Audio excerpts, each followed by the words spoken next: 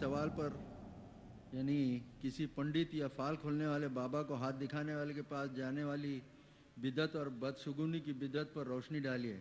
عین نوازش ہوگی تاکہ لوگوں کی بھی اصلاح ہو. انہیں معصیت قرار دیا گیا، یہ گناہ ہے.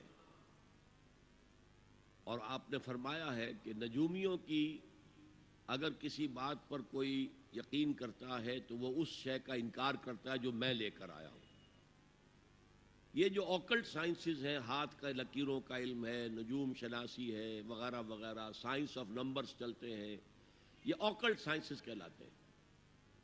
تو اسلامی روح یہ ہے کہ آپ ان کی طرف قطعاً توجہ نہ دیں، چاہے ان میں حقیقت ہو. جادو حرام ہے، اگرچہ جادو حق ہے، اس میں حقیقت ہے لیکن حرام ہے.